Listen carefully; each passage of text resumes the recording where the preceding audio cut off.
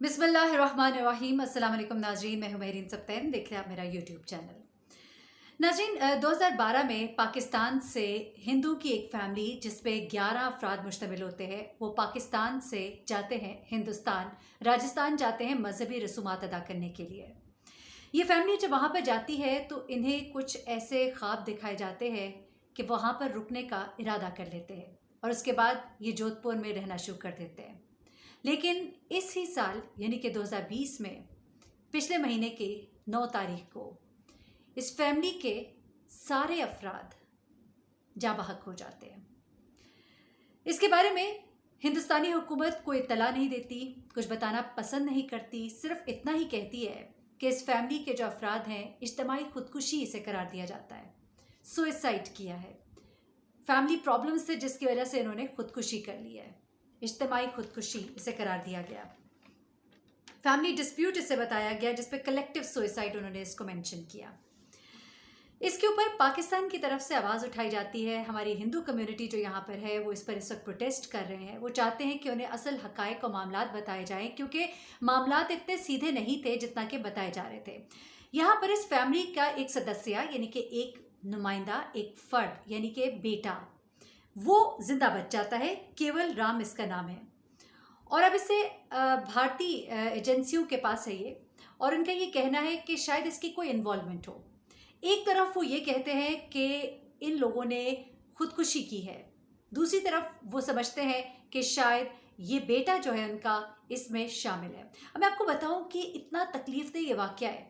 85 साल के बुज़ुर्ग से लेके 5 साल के बच्चे तक इस फैमिली के अंदर थे और ये अफराद जो थे ये एक ही रात में इस दारफ़ानी से कूच कर जाते हैं। और ये कहा जाता है कि इन्होंने इज्तिमाई खुदकुशी की, जिसमें बुज़ुर्ग भी हैं और जिसमें 5 साल का बच्चा भी है। और वो शख्स जिसके बच्चे भी हैं इस फैमिली में, वो शख्स जिसका बाप भी है, माँ बहन भाई इस फैमिली के अंदर जो मर गए हैं, उस शख्स को ये पकड़ लेते हैं। वो बच गया है, वो बाहर चूँकि अलग था, वो इनसे थोड़ा फासले पर था, दूर था, इसलिए वो बच गया है।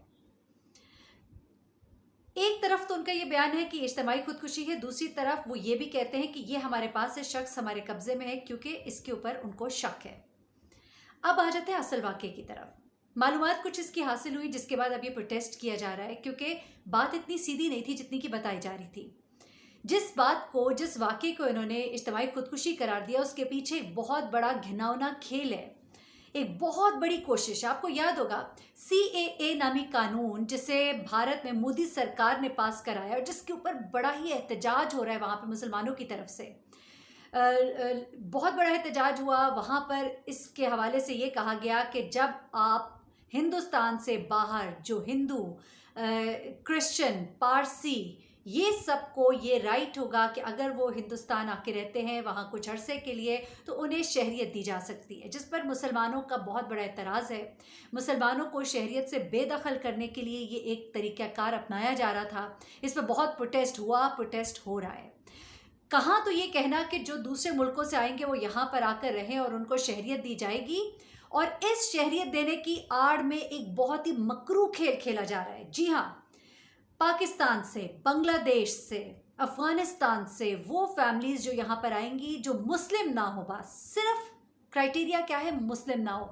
जब वो यहाँ पर आएंगी तो फिर रॉ जो है उन्हें ट्रैक करेगा और उनको अपने मकासद के लिए इस्तेमाल करेगा। जैसा तिब्बत में उन लोगों को इस्तेमाल किया जा रहा है अपनी ही फ़ौज के ख़िलाफ़, यानी चीन के ख़िलाफ़। और यही सारा तरीका वारदात है भारत का।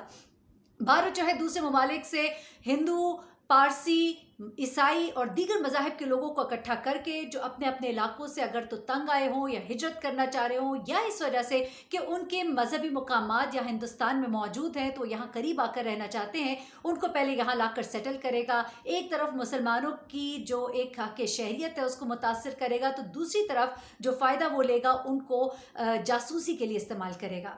ये ऐसी बात नहीं है जो मैं हवा में छोड़ रही हूँ, ये ऐसी बात नहीं है जो मैं अपने दिल से अगर निकल रही है तो मैं कह रही हूँ। इसके प्रूफ मौजूद है। इस खानदान की बेटी जो यहाँ पर पाकिस्तान में, उसने ये क्लेम किया है, उसके पास इत्तलात हैं, उसके वालिद और घर वाले खुफिया तौर पे पाकिस्तान वापस आना चाहते थे। ये लोग, अब मैं आपको इनकी असल कहानी सुनाती हूँ कि कहानी क्या है। इनके वालिद और इस जो बेटी है उनकी, ये सारी कहानी बता रही है। बेटी मुखी, वो कह रही है कि मेरे वालिद और ये घर वाले जो हैं ये सब के सब वहाँ राजस्थान गए मजहबी रसूमात के लिए। वहाँ पे उनको रॉ के एजेंट्स ने ट्रैप किया, इनको सुहाने ख्वाब दिखाए और इनको कहा कि ये यहाँ पर आबाद हो जाए, और ये जोधपुर में इनको रहने के लिए जगह अवेलेबल की और इनको यहाँ पर रहने का जरिया दिया। उसके बाद ये लोग वहाँ पर रहना शुरू हो गए।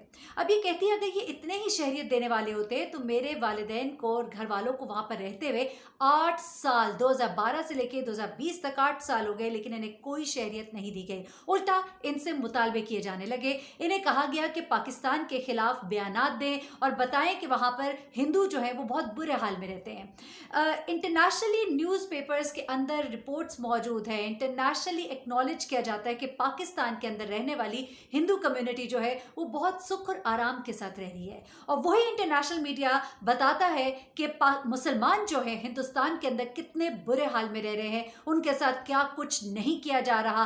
कभी गोश्त उनके हाथ में देख ले तो गाय माता का गोश्त कह के उनको कत्ल कर दिया जाता है, उन पे लाठी और डंडे बरसाए जाते हैं, उन्हें मारा पीटा जाता है, उन्हें उनके इलाकों से बेदखल किया जाता है। CAA जैसा कानून, एक ऐसा काला कानून लाके वो लोग जो सदियों से वहाँ आबाद हैं उन्हें अपने ही मुल्क से दरबदर करने की कोशिशें की जा रही हैं। तो ये सब तो किया जा रहा है हिंदुस्तान के अंदर। लेकिन अब इस फैमिली के साथ क्या किया?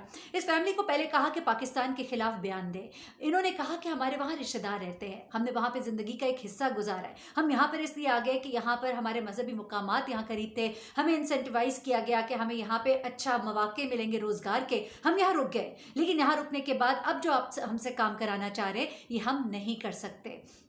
उसके बाद उन्होंने इनको मोटिवेट किया कि पाकिस्तान के लिए स्पाइंग का, जासूसी का काम करें, वहाँ आएँ, वहाँ से जाएं और वहाँ से मालूमात लाकर हमें दें। इस बात से भी उन्होंने जब इनकार किया तो उसके बाद क्या हुआ? उसके बाद ये हुआ कि इनके वालिद ने खुफिया तौर पे प्लान बनाया कि हम यहाँ से वापस चलेंगे पाकिस्तान।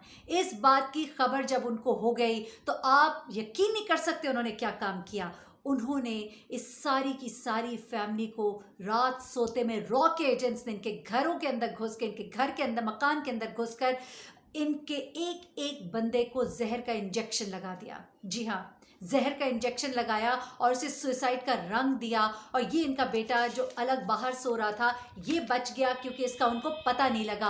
और इसकी वजह से ये अब मामला जो है ये गंभीर होता जा रहा है, क्योंकि जिन लोगों के साथ कुछ ताल्लुकात हैं इनके जो वहाँ पर मौजूद है उन्होंने ये बताया है, इनकी बेटी तक ये मालूमात पहुँची है कि ये काम वहाँ पर हो रहा था और अब इनके भाई की ज़िंदगी भी वहाँ ख़तरे में है। इस वक्त हिंदुस्तान जो हिंदू कम्युनिटी है वो बहुत प्रोटेस्ट कर रही है, हिंदू कम्युनिटी जो है वो आवाज़ बुलंद कर रही है और वो ये कह रही है कि हमें बताया जाए उनके साथ क्या हुआ। लेकिन अब यकीन मानिए वहाँ पे बिल्कुल खामोशी है, कोई जवाब नहीं दिया जा रहा। और यही असल हिंदुस्तान का चेहरा है। जी हाँ, ये असल हिंदुस्तान का चेहरा है और यही वो चेहरा है जिसकी वजह से मोदी सरकार जो है अब बेनकाब हो रही है और मुसलमानों का, निहत्ते मुसलमानों का खून करने वाली ये सरकार जो है इसने पाकिस्तानी हिंदुओं की पूरे ख़ानदान का वहाँ पर सिफाया कर दिया।